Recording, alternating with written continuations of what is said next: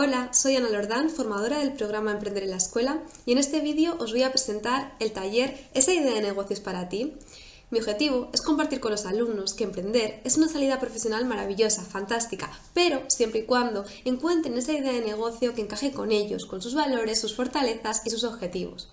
Esto es un proceso largo que requiere de mucha investigación, planificación, pero sobre todo de tomar acción, de comenzar para ir viendo esos aprendizajes, esas modificaciones que requiere esa idea hasta convertirse en un buen negocio. ¿Qué entendemos por buen negocio?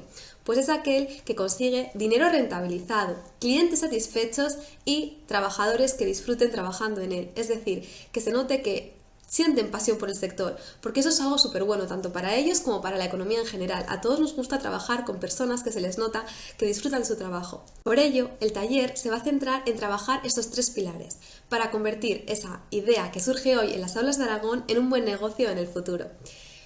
Sobre todo nos vamos a centrar en trabajar los números. Vamos a pasar esa idea a números, porque nos va a ayudar mucho a tomar decisiones y a ir haciendo los cambios necesarios para darle viabilidad y sostenibilidad a esa idea de negocio.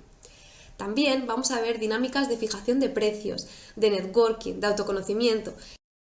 Un bloque importante del taller será la creación de un plan financiero sencillo a través de una plantilla de Excel facilitada, tal como el que se muestra en pantalla. Para hacer hincapié que tiene una oportunidad maravillosa para comenzar a poner en práctica y destinar recursos y energía a su idea de negocio. Yo en segundo de bachillerato también realicé un proyecto empresarial y fuimos a un concurso a Francia y fue una experiencia que me encantó y que fue uno de los motivos que me incitó a estudiar la carrera de Administración y Dirección de Empresas.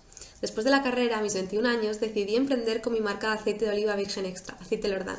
Hoy, a mis 25, continúo y siento que es una experiencia maravillosa y de la que estoy súper agradecida. Emprender joven me ha traído cosas muy buenas. Querré compartir con los alumnos que emprender también es una salida profesional válida al inicio de la carrera profesional.